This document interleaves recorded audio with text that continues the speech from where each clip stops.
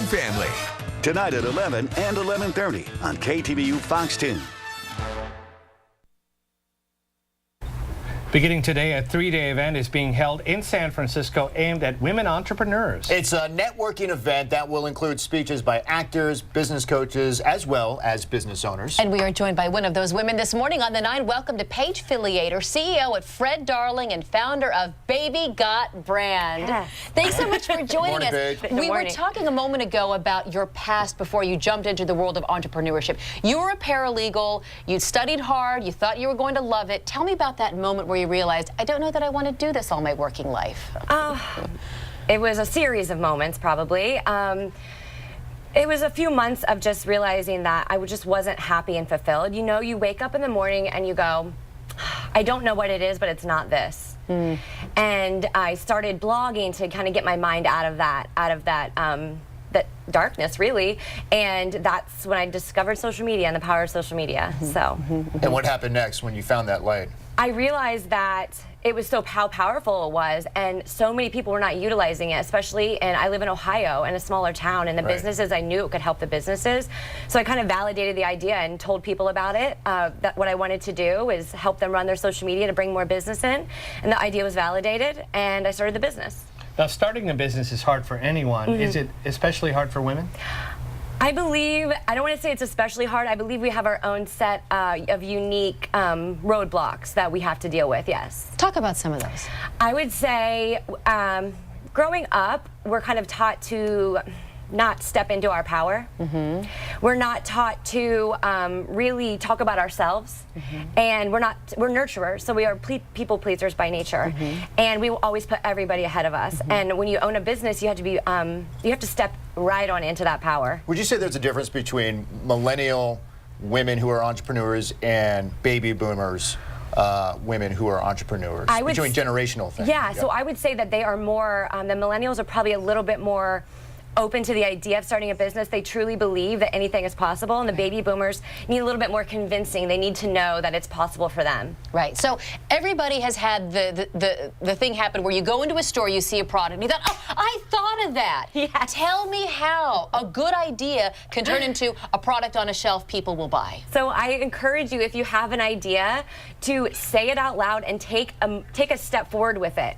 Tell somebody. When I had the idea for Fred Darling and social media management, I told somebody, and once it's out there in the universe and people, you're setting an attention, you're going to start to see that people are like, I love that idea. I need that for my life. I need that in my business. I need that in my store.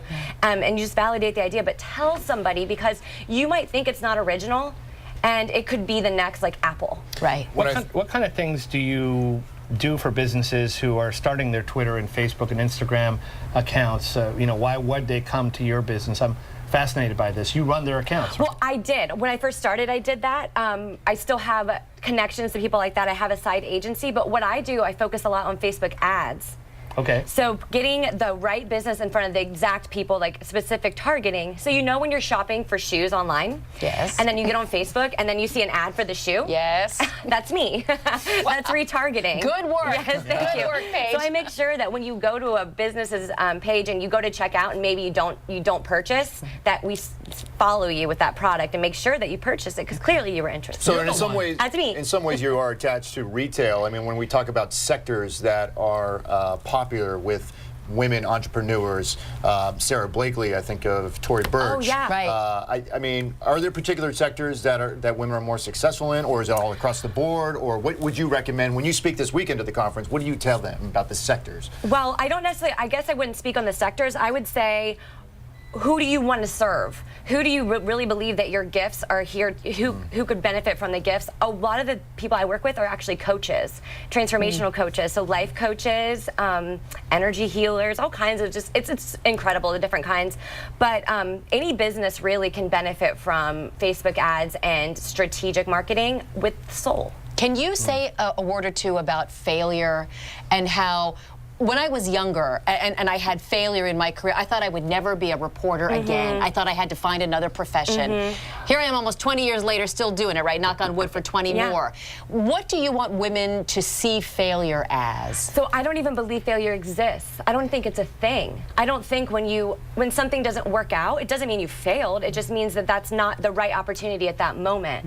And think of all the incredible lessons you're learning from that. You're never going to make that mistake again. The reason I got into Facebook ads is because I had a failed Facebook campaign and I lost money, and I said, that's never going to happen to me again. Experience. Yeah. So, and I've failed so many times to get to this point. I've been told no so many times. I've been told, what are you doing? That's not even a thing, you know? You deal with a lot of that stuff, but it doesn't even exist. It just doesn't exist. Oh, I love it. Where were you 20 years ago, man? That's why I do what I do, because they need it. Great advice. Thank you for joining us. Thank you so much. Good luck with your talk tomorrow. Thank you very much. Very inspirational. We posted a link with information on the event at ktvu.com. There's also a deal on tickets for KTVU viewers.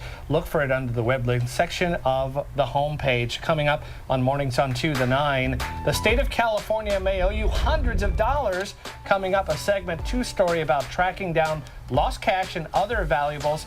A rare look inside a hidden vault near Sacramento. And Airbnb cracking down on racial discrimination, the recent online attack on an African-American woman that's prompting the company to revisit its policies. Paige, thank you. I love what you said about failure. Yeah, I don't believe it exists. But at 22, when you got strong. Most Americans just want to work. I'm a third-generation builder. I get it.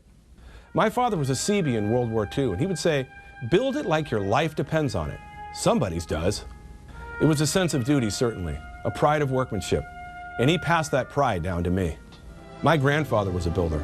He made a lot of things, but he never made excuses.